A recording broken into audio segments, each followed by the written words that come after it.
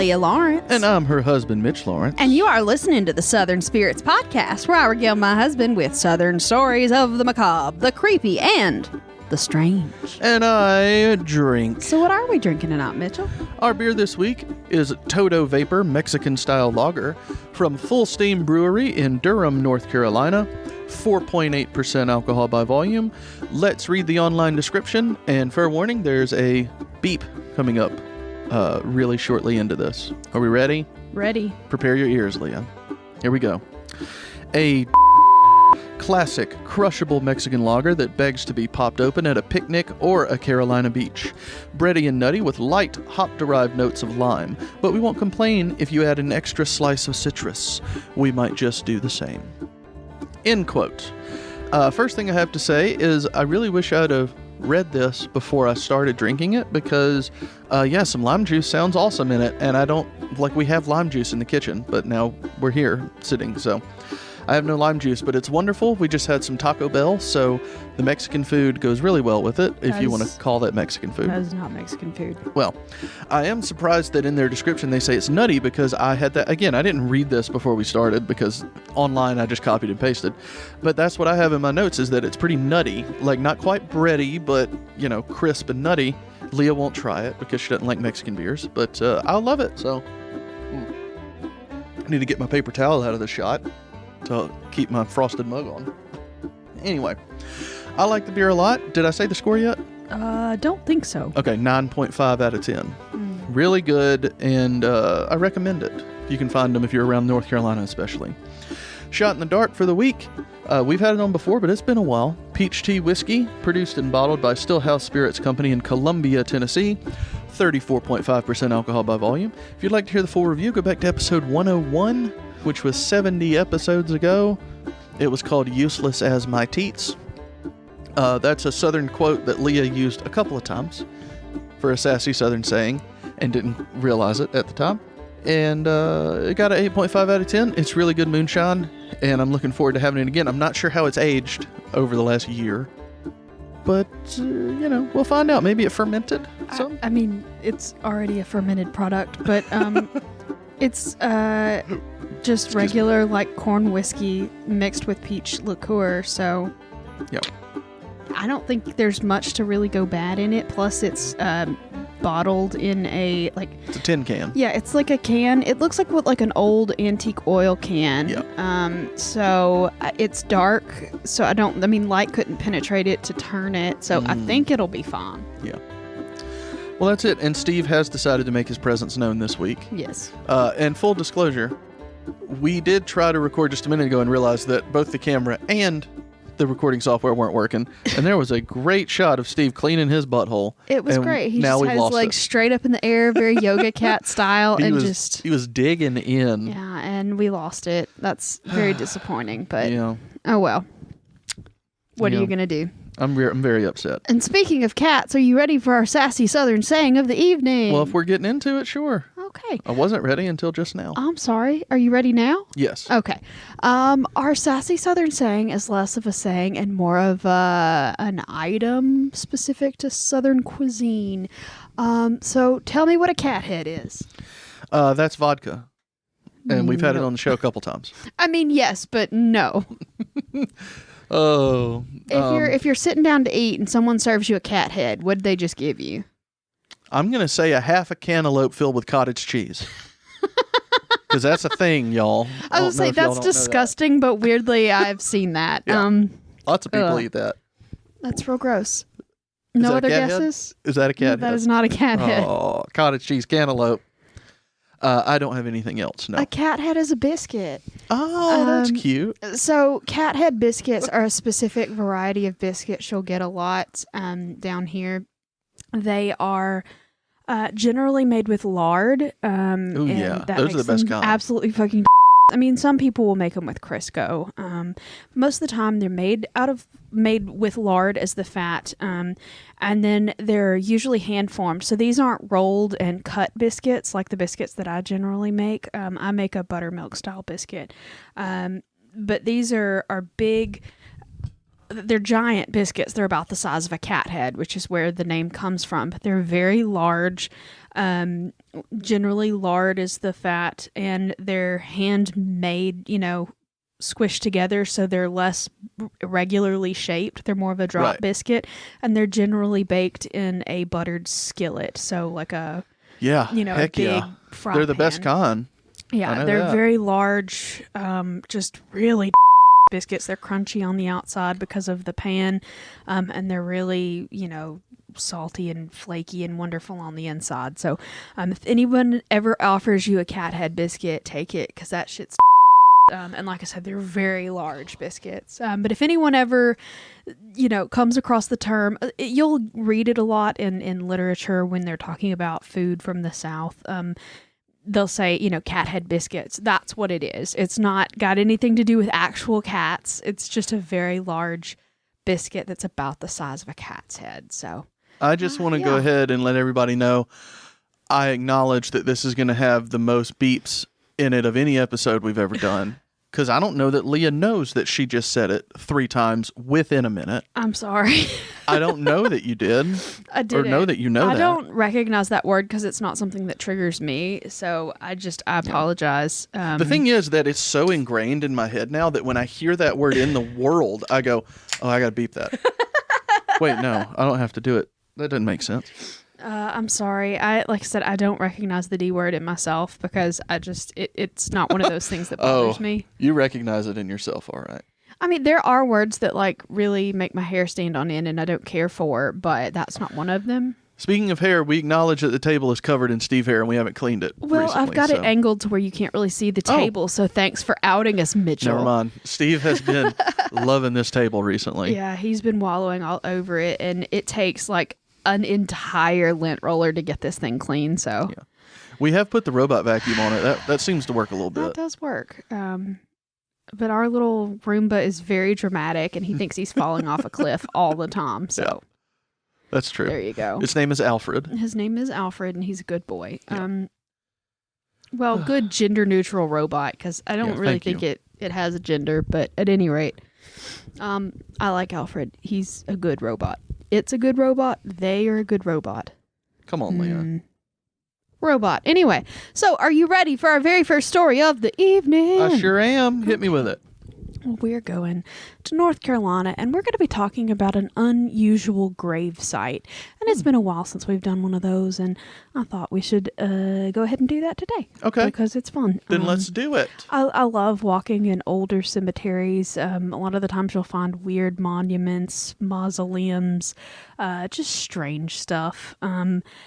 And I've always liked, just old graveyards. I think they're nice. But there's one specific one in North Carolina, and there's one grave that had a lot of, interesting story around it, and I'm going to tell you about that now. So there's a woman. Oh, excuse me. Her name was Leila Davidson Hartselle, and she was from Hendersonville, North Carolina. And she's a really bright, happy lady. She loved being outdoors. She loved sunshine. She just was full of life and loved being outside. Full of piss and vinegar, as they say in the South. Something like that. She's just really excited, very happy, very bubbly kind of lady. And she was... So there's a college in North Carolina in that area called Davidson College, and her family was part of that. They're the ones who it was named after. So she was basically a very rich lady, and she also married a really powerful judge from the area. So they were really wealthy, socialite kind of folks. But eventually she got tuberculosis because it was the early 1910s, and... Yeah. That was just a problem. People refused to wear masks and social distance, so everybody got tuberculosis. Yeah. So she was living in Georgia at the time that she got tuberculosis, but her and her husband decided to return to Hendersonville, North Carolina to seek out doctors and healing and being closer to family. But unfortunately, tuberculosis was not curable at the time. I mean, it is now, but it was not back then. And she ended up dying in 1915 at the age of 54. And she made a weird last request. And her last request to her wealthy husband was just make sure that you bury me where the sun will always shine on me, because I love the outdoor and nature, and I want to have the sun shining on me. I would have said bury me where the sun don't shine, asshole. That would be literally anywhere underground. Just dig a hole. But all right. So what is she talking about? Because she's going to be underground. Yeah, well, we're getting there. So, shot in the dark. I was busy pouring it, so give me a second as I'm reaching to... You can square that back up on the camera if you need to. Let's see. That wasn't a good sound effect. Go ahead. Shot in the dark. What was odd about the way that... Excuse me. Oh. You okay? No. I don't drink soda a lot, and when I do, the carbonation kind of fucks with me. I'm not good at burping, which is a weird thing to say, but it's true. It is. It's weird. And I've just been sipping on this. We got a new flavor of Mountain Dew when we were at the grocery store earlier called Thrashed Apple, and I really like it. But I mean, I don't drink soda terribly fast, and I've been sipping on it, and I've got all the bubbles, and I don't like it. It's so good, but it's super, like any Mountain Dew, it's super sweet. Yeah, it's very sweet. It's good. I could not finish a whole one at once, but I've been sipping on it. But I might need it for that's a good point. Give me that for the shot. Here you go. If I'm taking the shot, I don't know. There we go. Let's see how that does on the green screen. I remember this whiskey is really sweet, and I don't think you'll need much to chase it down. But I can't wait. Anyway, so shot in the dark. Yep. What was odd about her grave? Did it A, have a clear panel of glass on top? B, was it a mausoleum that was completely open to the sky? Or C, was it a crypt that had opaque glass inlays?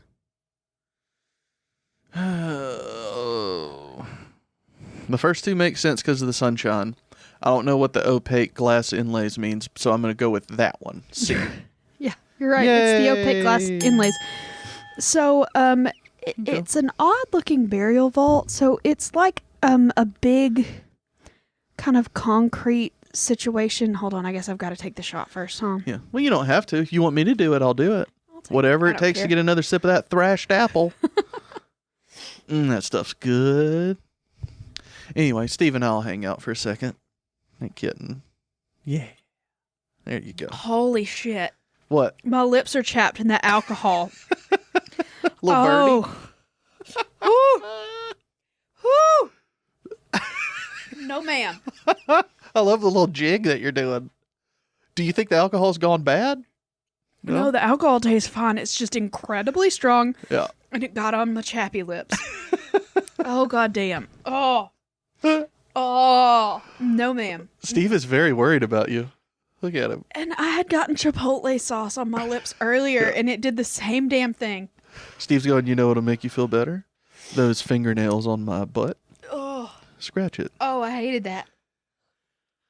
Cat. Oh. Okay. I think I'm recovered now. Oh.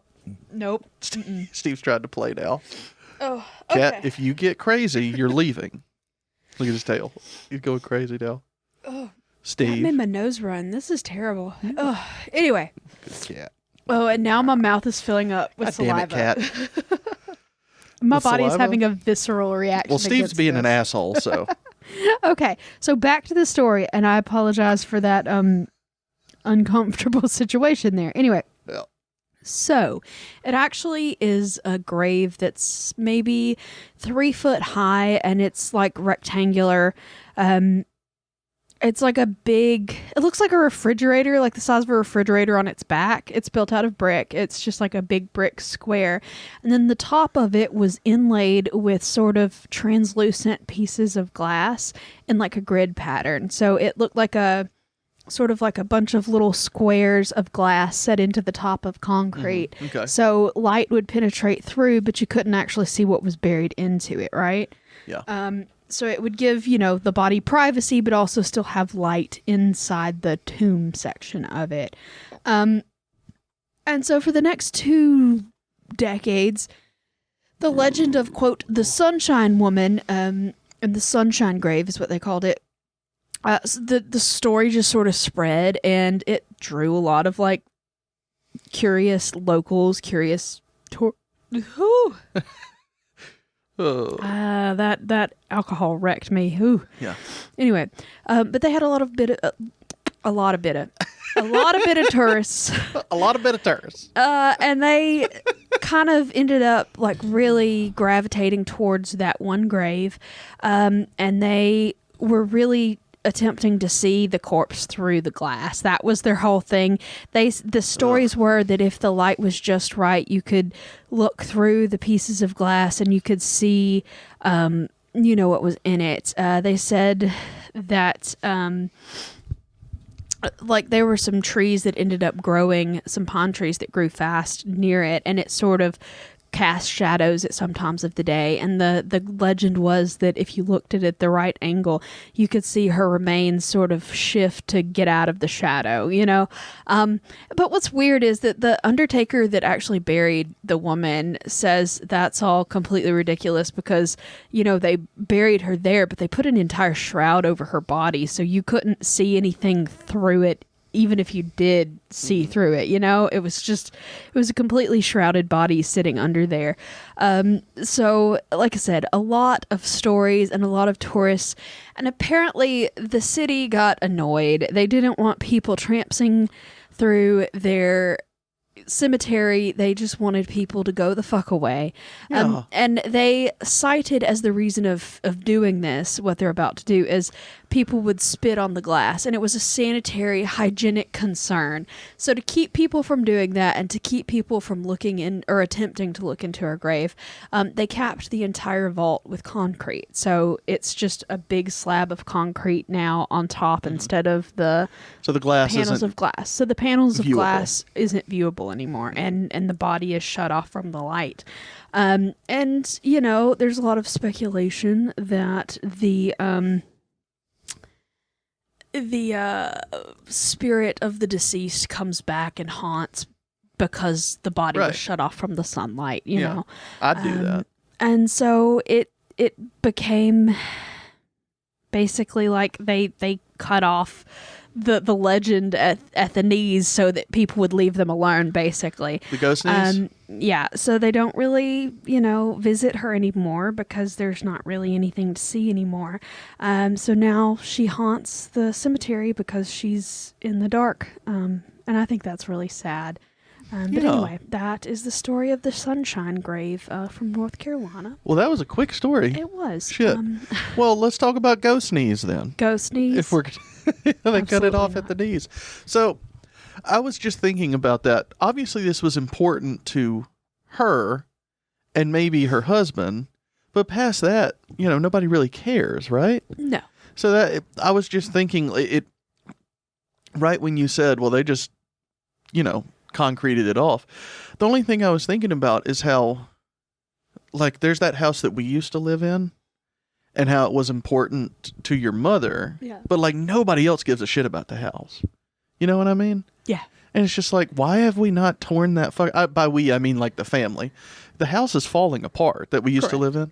Why have we not just torn that fucking house down? Because it would take a lot of like... I don't mean the money thought. Like, people are saying, no, we shouldn't do that. And it's like, why? Why the fuck not? No, I just think it's more of like a hassle of getting a construction crew to tear it down at this point than it is anything. I'm not talking about being logical. I'm talking about the tradition involved with it. I think you're just full of shit. Okay. I mean, I'm saying the house was important to your mother. Yeah, of your course mother it died was, a few years ago now, and nobody gives a shit about that house. Yeah, but my mom was an incredibly sentimental person. Right. And I'm sure the husband of this lady was an incredibly sentimental person who wanted to do something for her. And my point is, you can haunt if you want to, but nobody else gives a shit about your glassy cemetery thing. Yeah, basically. Crypt? I mean, Crypt. I Cemetery think it's a thing. vault, really. But anyway. Yeah. Anyway, I was just relating that, I don't see how it relates, but okay. Because it mattered to those two people, and it's like, we're not going to leave it here to cause a problem when we can just get rid of it. See, and I don't think it was really causing a problem. I just think they didn't want to have to bother with, like, security in a graveyard. Then it causes a problem. But like I said, I don't think that's a problem. I mean, all you've got to do is just, like, tell people fucking don't trespass. I mean... Yeah, but then they're going to. I get that, but I think it's really disrespectful to change old graves if it's not necessary. So, like... I'm just saying it seems like it was necessary. I don't think it was. I mean, like that, it was not doing any damage. It was not physically falling apart. They just didn't want to have to deal with the legend that grew up around it, so they didn't. Yeah. Like, I understand that if you have to move a grave for the structural integrity of a building, if you've got to do, you know, X, Y, or Z to something because it's falling, like if some of those big statues, those funerary statues get unstable, they can become a falling hazard to crush live people. Yeah, sure. Take those down, structure them to where they won't fall down, like, fun. I get that kind of stuff. But this is just like a low-lying funerary vault that just had a few bits of stained glass in the top of it, and these people are just like, yeah, fuck whatever you wanted and whatever you paid for, we don't want to deal with people, so they just poured concrete over the top of it. That's just, it's rude. And also, as a weird aside, they didn't even put her name on the tomb. Her name, and that there's no epitaph, there's no gravestone. It's just this low, you know, vaulted section thing that doesn't have any kind of identifying anything on it. It's just a grave, and people know whose it is because of the historical record and the fact that she was a wealthy woman, and she was pretty prominent at the time that she died. But like I said, there's no gravestone, there's no marker, there's no nothing. And now that glass is gone, there's no... It's not super identifying. It looks like a weird ass well house at this point, you know? Yeah. It's strange, and I like keeping the historical integrity of things if you can possibly keep the integrity of something. And it just seems kind of short-sighted to like... Well, if it's inconveniencing me, I'm covering it in concrete. Over it. But I mean, I'm letting you know that right now. I mean, and I get at the time, and I think it was covered over in the 50s, I get at the time that, oh no, it was the 37 is when they concreted it over.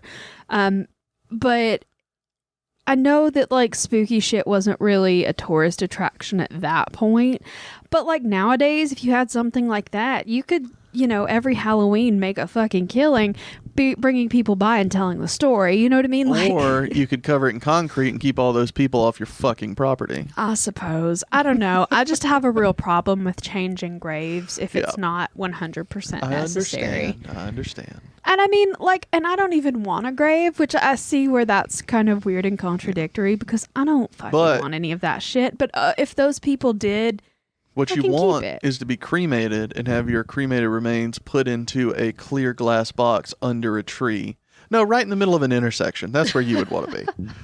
Everybody look, and don't touch it. It's historically significant. People will come look. Ew. I'm just saying. No, that's not me. In a fancy vase. No, I don't feel like a fancy vase is a good idea. I'm more of like... You remember when we were kids, they had that bubble gum that they sold, the Bubbletape? Leah, I'm not chewing you. I'm not chewing you. No. I don't want the chewing gum. I'm talking about the containers. So you know those Bubbletape containers that like clamshelled open and they had the gum that stick me in one of those. It's bright pink. You're going to need a big one of those. It flaps open. Yeah. It's an inconvenient size. Like it's too big for your pocket. Leah did fix her hair. Else. She's no longer a meth head. That's true. I dyed it bright magenta, so yay. But to match my eventual crematory urn, which will be a Bubblicious Bubbletape container. Yeah. Do I need to beep out Bubblicious? I don't think so. Is it the licious part of the word? No, I think Bubblicious is fun. I didn't think about that. But anyway, bury me in a Bubbletape dispenser. Oh, God. Well, why don't you say your sources? Don't you bury me in a cold, dark cemetery. Put me in a Bubbletape dispenser, y'all. WNCmagazine.com is where I pulled that information. And it's a story about Western North Carolina, a magazine about Western North Carolina. Okay. Well, anyway. Excellent, y'all. Well, it's time to take a break, let the camera rest, and I guess we'll just be back for story number 2 very shortly. Alrighty. Welcome back, everybody. It's time for story number 2. Hope y'all had a nice long break just like we did. Woo! It was a while. The camera was almost dead this time. So, all right. Okay. I believe we're ready for story number 2, Leah. I think we are too. All right. So we're actually going to talk about a story of a cursed object. And you know how I like cursed objects. You love cursed objects. I'm a fan. And this is one that we've actually been to see. Oh, no. Yeah. Okay. We are going to be talking about the legend of the Great Hope Diamond. And it is now housed in the Smithsonian Gemology Collection. Gemology in the Natural History Museum there. So, in Washington, D.C., if anybody didn't know where the Smithsonian was. Mm-hmm. But, Gonna go see. Oh, well, we saw that a couple of years ago. It was really shiny. Yeah. That was really cool. The one thing I didn't like, and I was explaining this to somebody else the other day, was the ruby slippers had its own room from Wizard of Oz, but it's not even a pair of ruby slippers. It's 2 different ones, but they're both from the movie. Yeah, it's a mismatched pair because of thievery and whatnot. Right, and I was like, this is not... I don't understand why this is such a spectacle. Anyway, but I enjoyed the Hope Diamond. That was fun. Yeah, the Great Hope Diamond is in sort of a case in the round, so it's spinning on a little platform, so everybody that's around it can see it, and it's a clear glass case all the way around, so people can ooh and on, and the lights are hitting the diamond just so it sparkles just right. It's really pretty, but it honestly not my favorite gems that I saw in the gemology collection, because there's some fabulous jewels like necklaces and rings, and their jewelry collection is absolutely stellar. So I mean, the Hope Diamond's really cool because of all the history and the intrigue behind it. But it was on the Titanic, and Bill Paxton went down and got it, or was looking for it. You're talking about the heart of the ocean, not the Great Hope Diamond. Not it's all the same thing. Right, it's the same thing. Not the same thing. It is. It's not. It was never on the Titanic, but at any rate. So we're going to talk about the Great Hope Diamond and the historical things that we know about it, some of the legends about it, and then how we know a lot of the legends are bullshit. So it's gonna be fun. I like jewelry, and I like that's a lie, I don't really like jewelry. I like to look at jewelry for other people, but wearing it physically irritates me. I don't do well with having jewelry on personally. I fiddle with it and then I lose it because I just don't care for it. So I'm more of a wedding ring, stud earrings kind of girl, but anyway, I like looking at pretty jewelry at any rate. Yes, you do. Yes. Okay. So, people believe that the Hope Diamond started out life as a diamond that was called the French Blue.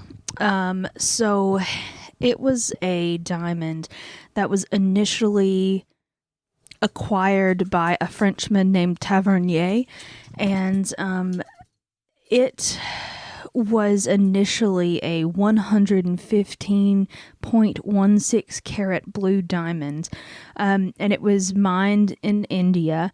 And the story around it is that this Jean-Baptiste Tavernier, that he stole it from being set in an idol in one of the shrines of the goddess Sita.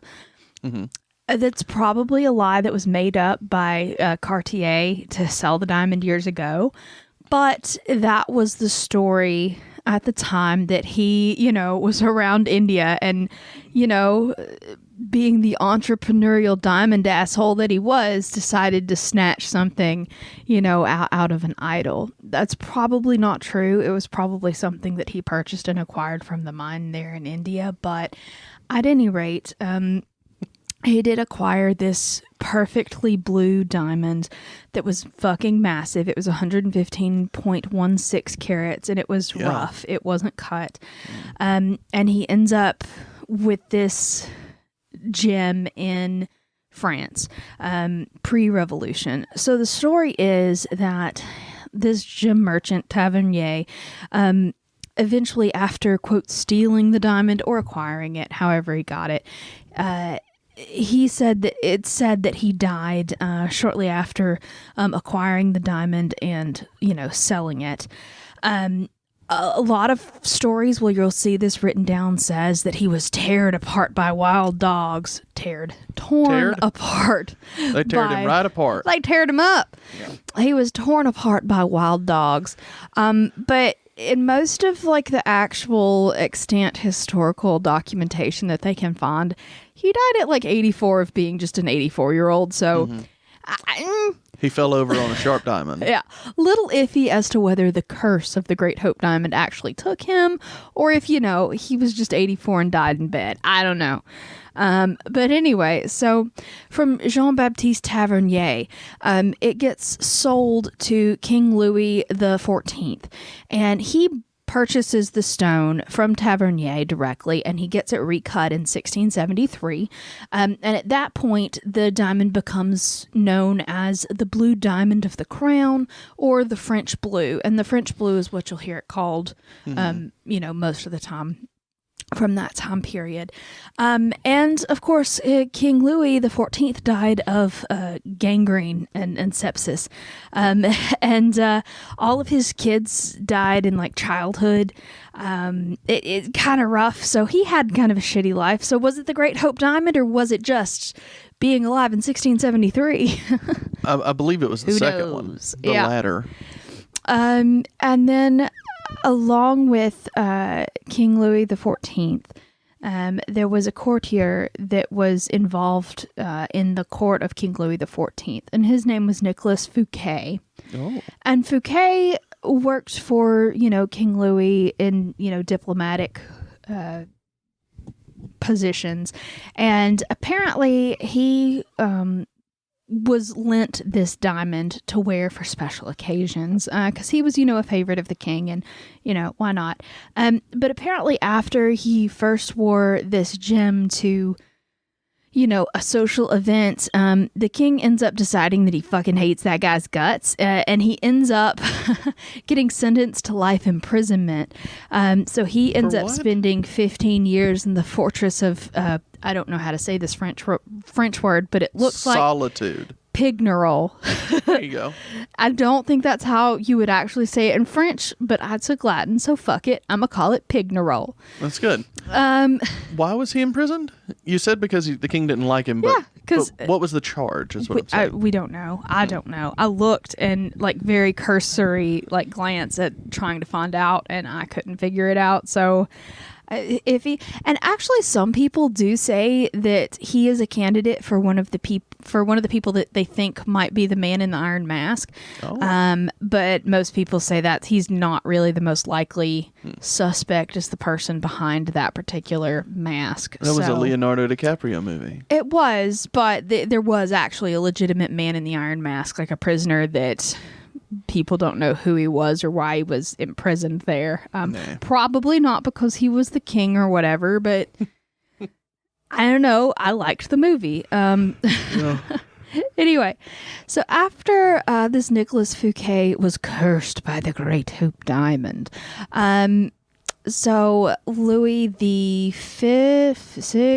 hold on, I'm bad at Roman numerals. 16th. Yeah, Louis the 16th. Sorry. Is it XVI? Yes. There you go. King Louis XVI inherited the French blue, and he obviously had his wife Marie Antoinette wearing it, and she loved it, and she, had it in her jewelry collection and wore it frequently. Mm-hmm. And yeah, they didn't end up too great. So both of their heads end up, coming off in the French Revolution. Mm-hmm. And their particular all of their jewels were looted. All of the French crown jewels were looted in the Revolution. So where'd they go? Well, they got a lot of them back, but the French blue does disappear at that point in time, and it resurfaces later on. But there was another person that was part of Marie Antoinette's court that ends up wearing the diamond and gets cursed from it. And her name is Maria Louise. She's Princess de Lamballe. I don't know what that means, but apparently she was a member of the court there in France, and she was like BFFs with Marie Antoinette. And apparently she gets... I think she had worn the French blue to some kind of event. And anyway, she ends up getting killed by a mob. She's decapitated and disemboweled. And her head was impaled on a spike and carried to... The French Revolution was crazy. Oh, yeah. It was fucking insane. And also, that same shit almost happened here this year. Correct. On January 6th. But they impaled her head on a spike, and just to show Marie Antoinette what was going to happen to her, they took her head on a spike and set it outside of her prison window just as like Jesus a Christ. soon situation, you know? Good God. So like that was kind of rough. Was it the diamond, or was it kind of like an eat the rich moment? I don't know, but you know, whatever. Yeah.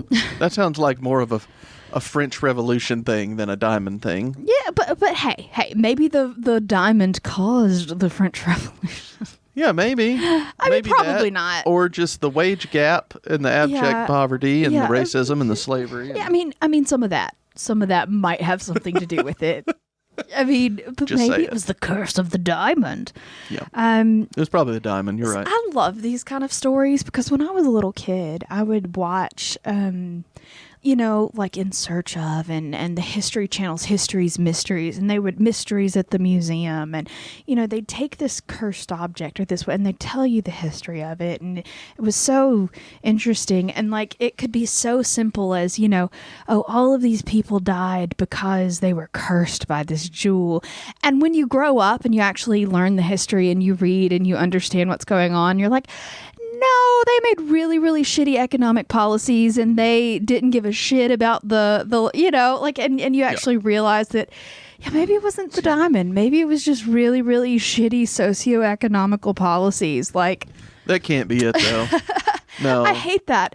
It's just like taxes. The rich people don't need taxes. You're wrong, Leah. Yeah, a lot of my like mystery and just the charm of the world gets really dissolved when you start paying attention as an adult, and I fucking hate it because I want to believe in the mystery and the cursedness of this gem. It's absolutely stunning. It's got a creepy backstory. But in all actuality, it's just anybody that's rich enough to own a gem that is that large deserves to have their head chopped off. Not deserves to have their head chopped off, but generally is involved with some shitty stuff that will end up having them. What I said was deserves to have their head cut off. Look, I'm trying to be nice, but yeah. And my point remains. Thank you. It's just absurd. But let's continue. So the next person to... So the story is they're not exactly sure that this is what happened. But anyway, the next person in this curse story to get the gem is a man named Wilhelm Falls. And he's a Dutch jeweler. And he recuts the French blue into what it basically is today. He recut this diamond, but of course his son ends up murdering him and killing himself in like a murder-suicide situation, so that wasn't great. The next person that supposedly owned it was a Greek merchant named Simon. I can't pronounce that Greek last name. You're such a racist. I'm just bad at Greek, friend. I'm gonna try it. I mean, Leah, I think it's better that you don't. Mayon Charides. No, it was much worse when we assumed you were racist. You wouldn't open your mouth. I'm trying, man. I'm trying. Mayo and chorizos. I said charides, but whatever. Mayo and chorizo. Yeah, Mayo and chorizo own this diamond. Jesus, Leah. And he ends up accidentally driving his car over a cliff, killing himself, his wife, and his child. So, not great. And from there, it gets acquired by the famous jeweler Cartier. And it turns out most of these stories and linking them to this diamond he's the one who did all of that. And if you read some of the other stories, there are a few more characters that get added in here and there. Some people say it was owned by a Turkish sultan who got stabbed to death. Another person says it's owned by some actor that like shot the guy that gave it to her and themselves. Like there's a whole lot of extra, but this is sort of the main 9 or 10 that really get brought up. But from what I can tell, Cartier made all of this shit up. Like, I mean, and there is the French blue, and it was documented to be owned by most of these people, and it's passed through. After the French blue legitimately went missing after the French Revolution, a diamond that shows back up that is recut, but like I said, in all other aspects identical to how they describe the French blue, shows up in London, and King George I want to say fourth ends up with it, and that's sort of how it reemerges, and people believe it is the same diamond as the French blue was. So like they're not even sure that the French blue was this diamond. They're pretty sure, but it's not like a confirmed thing. So it could be that all of this history, it has nothing to do with even that same diamond, you know? I think let's go with that one. So Cartier, like I said, ends up with this very expensive diamond. At this point, it is, hold on, I had it written down here. It's a big ass diamond, but I don't know. I want to make sure I've got the actual size of it. Oh, honey, I wrote it down. Where'd it go? Did you write it down? I did. I know I did. But yeah, it's like 50 something carats. I know it is. It's 50 something. I'm going to sit here until you figure it out. Maybe I didn't write it down. Shit. Anyway, it's a big ass diamond still. It's not the 100 and something carats that it was when it started out, but it has been recut into, like I said, that more modern shape. And it is, like I said, I want to say it's 54 carats and a little bit of change. But this is a big ass diamond. It is a very expensive diamond, and Cartier has it, and he needs to sell it to someone to make money because he's purchased this big ass diamond. And he thinks he's found kind of a sucker that's going to purchase this, that he can charm into purchasing this. And her name was Evelyn Walsh McLean. And he met her and her husband in Paris. And she was an heiress. She was spoiled. Her husband was rich. She came from a very wealthy gold mining family. They had plenty of fucking money to spare. And he spun this entire story to her in France. And she really liked it, but she was like, it's a really big decision, maybe not. So she ends up with her husband going back to New York where they lived and just sort of not purchasing it. Well, he comes to New York on business and ends up calling on her again, saying, hey, remember this diamond? I've still got it if you're interested in it. And he tells her this whole story again, saying, it was plucked from the eye of a Hindu idol. It was the tumult that caused the French Revolution. It's this deep, mysterious, cursed item. Don't you want it? And she was like, yeah, I kind of want it. It's really sparkly. Fucking give me that diamond. But she was like, no, I don't think I need it. I just can't. And so he was like, look, I'm going to let you borrow it over the weekend. And if at the end of the weekend you don't want to keep it, that's fine. Give it back. Not a problem. But if you do want it, we can sign up some papers and, you can purchase it. That's how you get your diamond stolen. Yeah. Well, no. But she lived with it for the weekend and was like, I can't not keep this thing. It's fucking fabulous. So she agrees to she purchase lived with it. Yeah, that's what he kind of like, if you're more likely to actually purchase something if you pick it up and hold it, or if you I understand. like drive the car or whatever, you're much more likely to actually purchase something after you've lived with it for a minute. So that's what he did. And she was like, yeah, I'm keeping this. But once her mother-in-law hears that she has made this absurdly extravagant purchase, the mother-in-law is like, holy shit, you dumb bitch. You can't keep spending money like that. That's ridiculous. You're not going to be able to wear it anywhere because you're going to have to insure the fuck out of it. Like, this is the most ridiculous thing you've ever done. Please stop. And so she realizes, oh, I've probably made a mistake. Maybe I shouldn't have purchased this thing. And so she tries to go back on her contract with Cartier. And Cartier says, oh, fuck, no, ma'am, you just signed the contract. If you don't pay me, I'm going to sue the fuck out of you. So he sues the fuck out of her, and she ends up paying for the diamond, and it belongs to her at this point. So she ends up with this diamond, and she's obsessed with it.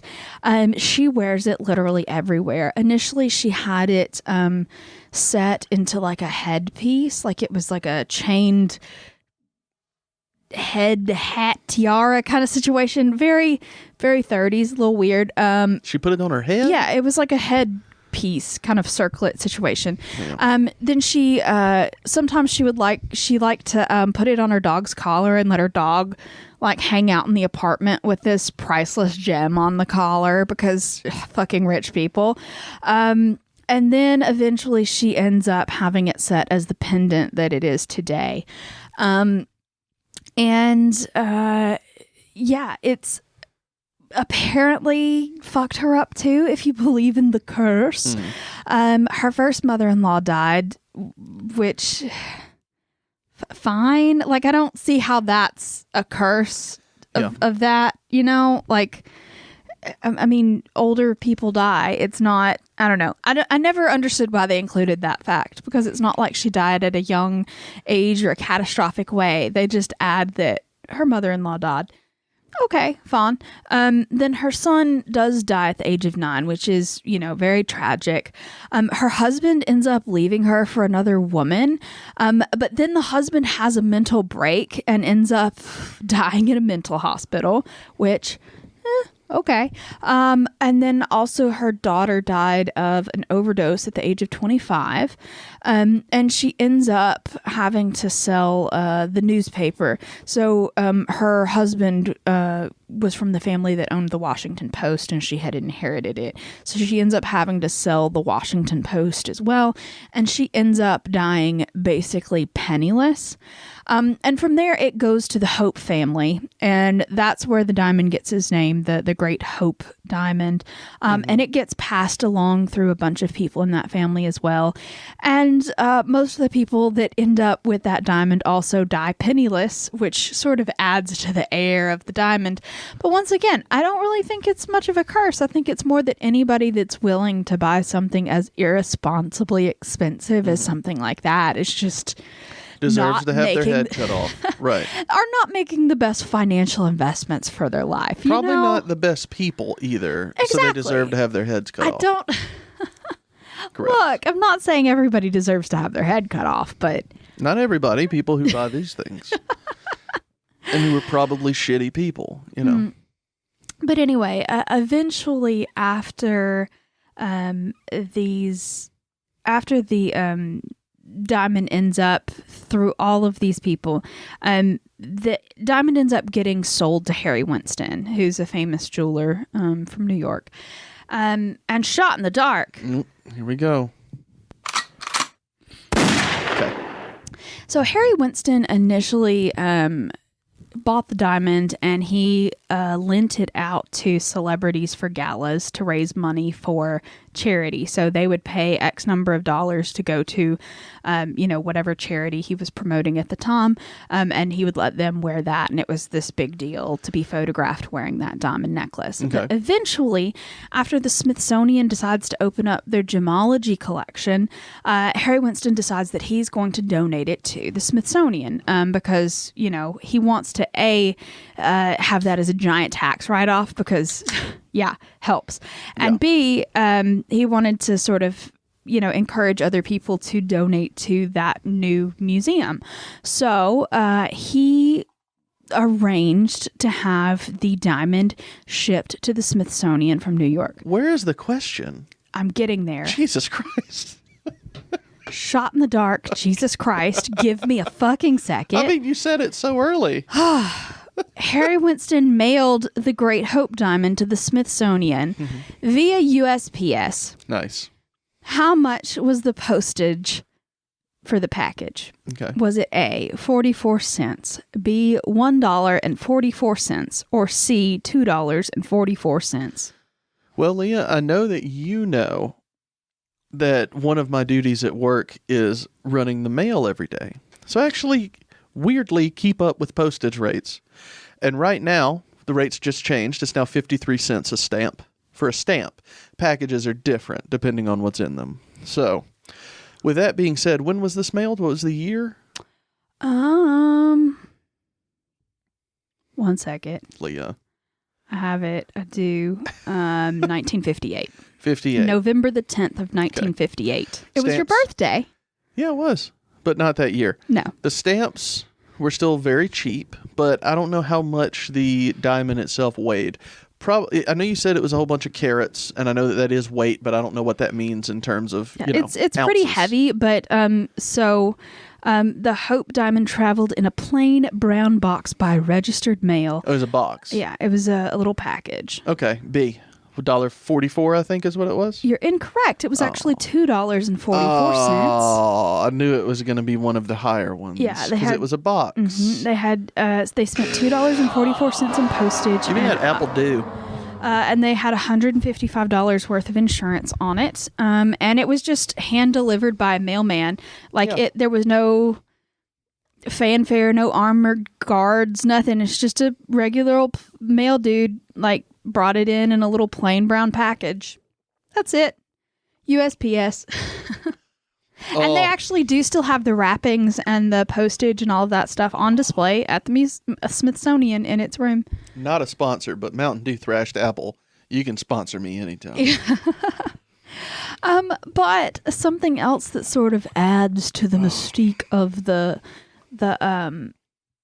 gem, I suppose, the curse, was that the mailman who delivered it, his name was James Todd, and he delivered it to the Smithsonian, and apparently he later in his life got in an accident that crushed his leg in a truck accident. He also ended up having a head injury of some sort, and his house burned down. But to be fair, the mailman was like, that has absolutely nothing to do with the gem and everything to do with the fact that, I'm just a person and shit happens to people. So the mailman did not believe in the curse of the Great Hope Diamond, but people like to tack him onto the end of the story as a final situation. And actually, the Smithsonian got a lot of flack for accepting that donation at the time. People wrote in and were very upset and were like, look, guys, you're going to curse the entire fucking country with this bullshit diamond. It shouldn't be on display. You shouldn't accept it. This is ridiculous, etc. But obviously the Smithsonian is not going to turn down a donation of that value, especially one from Harry Winston. And so they're just like, yeah, thanks, guys. We think it'll be fine. And it was. So according to all of the people that believe in the legend, the legend ends with, the post office delivering it to the Smithsonian. And now that it's not physically owned by anyone, that the curse has been broken, Or, no one is making stupid financial decisions to own a giant fucking diamond that, what can I say? Like I said, I loved this story when I was a kid, and actually researching anything behind it kind of made me sad. But the diamond itself is really interesting. Because it's a phosphorescent diamond. So it fluoresces under UV radiation, UV light. So if you take a black light to it, it glows bright blood red, bright red, and it in the glow of the diamond even remains a couple of seconds after the UV light is off of it. And that's not particularly unusual with diamonds. A lot of diamonds phosphoresce, or fluoresce, excuse me. Fluoresce is the right word. I didn't know that was a thing, phosphoresce. So phosphorescence is a bioluminescence with phosphor, but this is fluorescing. I put together what it was. I've just never heard that word before. Yeah, but the fluorescence of this diamond, like I said, is unusually strong. And like I said, it glows a deep blood red under the UV, which is kind of neat, I think. But yeah, so if you want to see it, it is on display as part of the National Gem and Mineral Collection at the National Museum of Natural History. And I would recommend it because that was one of my favorite places when we visited the Smithsonian, because rocks are fucking cool. Yeah, it actually was just that whole exhibit. It wasn't an exhibit. It's the whole. It was an exhibit. The It was whole a whole segment of the museum is what I meant. There's a whole like wingy section of the Gem and Mineral Collection. There's a bunch of different.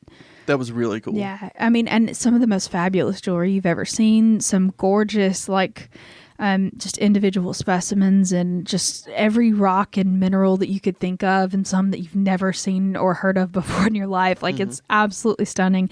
If you like rocks, please go look. It's really fun, and it's free, so that helps. Yeah, it's wonderful. But yeah, so my sources on that were directly from the Smithsonian Institute. They have a lot of articles and blog posts and stuff on their website about that. So if you're interested in the history of it, of any of that stuff, they have a great website that doesn't have any kind of paywall on it, which is great. That is nice. Yeah, so go read up on it because it's really interesting. A Mental Floss article was fun, and then a Wikipedia article because, it's nice to have old friend Wiki around, Yeah. It's always nice to have Wikipedia involved. But yeah, so that was our second story, The Curse of the Great Hope Diamond. Man, it's fun. And no, I'm with you. I don't believe any of it's cursed. I think all those people just deserve to lose their heads. That's it. What are you going to do? Yeah. So. But it is really pretty. Yeah. It's not something that I would want to wear because it looks heavy as fuck. Yeah. But, and the it's set with like 16 diamonds around it that are all pretty big, and then it has a diamond chain. And like I said, it's sitting in the middle of this rotating platform, and it's at the same time smaller and larger than you think it's going to be. Like, that's the case is really small, because obviously it's a diamond, but then you think about, oh, this is one singular blue diamond, and I don't know. It was a weird experience having never seen it before, I guess, when we saw it. But anyway, I enjoyed it. Woo! Just as long as you don't wear the Hope Diamond and the ruby slippers. Because fuck the ruby slippers. First of all, they don't even match. I was going to say, they're not even a right and a left. I think they're two lefts. I don't know about that. Correctly, but I don't remember. No, the Smithsonian, I will always say, is something that I think everybody should go see once if you can. Like I said, it's free and it's really fun, and I could have spent way more time than we had there, just going through and looking at everything. We didn't even get to hit all of the museums that I wanted to go to, just because there's so many of them. But yeah. So if you're like me and didn't know, the Smithsonian is not one museum. It is an institution, of course, that's in the name, but it's an institution with like dozens of museums. Yeah. And they're all free. So I didn't know that. I thought it was the Smithsonian it's not one single building. It's a bunch of buildings spread out over. They're mostly centered in one area, but they spread out all over the place, just depending on what they are. There's art museums, there's cultural museums, there's history museums, there's the aerospace museam, there's all sorts of stuff like that. Yeah, the aerospace museum was being renovated at the time that we went, so we've not been to that one. But like I said, the National Portrait Gallery is part of it. Yeah, it's just a very expansive, fun thing to do if you're ever in Washington, D.C. That's not to do with touring an old building. Which, I mean, don't get me wrong, touring old buildings is fun, but the Holocaust Museum is quite interesting. Yeah, as well. It's not technically part of the Smithsonian, though. That is a separate institution on its own. It is not part of the Smithsonian proper. But also free. But it is also free and definitely worth checking out if you're in the area. It's just give yourself some extra time and to be chill and process after you go through that museum, because it's really hard. Yeah. But it's very valuable and interesting, and most of the time, probably not now during COVID times, but when we went, they also had Holocaust survivors there to talk to people in the lobby, and you could just have a conversation with, a Holocaust survivor, and they told you firsthand some of, the things that were going on. And I don't know, it's a very interesting place. But yeah, so if you're ever in DC, Smithsonian, highly recommended. 10 out of 10 from the Southern Spirits podcast. Yeah. And what other endorsement do you need, really? That's all I need. All right. Well, that's all I had for today. Well, I enjoyed it. Just hit us with a toast. Okay. Well, everybody hoist your thrash and apple. Thrashed. Thrashed apple, Thrashed not apple. thrashing. It has already been thrashed. Yes. Having been thrashed. That's so good, y'all. That It is is pretty so good. Anyway, I told Mitchell that we should get a caramel vodka and mix it with this as like a caramel vodka martini, like a 100%. sparkling caramel vodka martini. Oh, anyway, I want to do that. I think it would be fun. But anyway, so everybody hoist your thrashed apple high into the sky. We're doing a toast. If I could get my screen to scroll up. There we go. Come on. She only wanted sunshine streaming through her grave, but they capped her tomb with concrete 'cause tourists can't behave. Is the diamond cursed or just a little gaudy? Is it just a stone or has it racked up lots of bodies? Drink. Oh, shit, Leah. That was a good toast. Yeah. Let me get my sip in. Sorry. Man, screw caps are the worst. Yeah. You got to have a little bit of muscle. It's not the muscle. It's just there's more screws than I anticipated. You did great. I'm proud of you. Thanks. All right, everybody. It's time for us to go. Thank you so much for listening and watching. Follow us on all of your social media platforms. Send us an email, southernspiritspodcast@gmail.com. Join the Patreon, patreon.com/Southern Spirits Podcast. Get you some merch. It's on Spreadshirt. Link will be in the episode description. Send us a postcard, anything else fun to P.O. Box 1743, Hartselle, Alabama 35640. Is there anything I missed? I think that's everybody. Are you sure? No, but Okay. yeah, it'll work. Well, y'all, if we forgot something, let us know. And we will see you next time. Bye, y'all.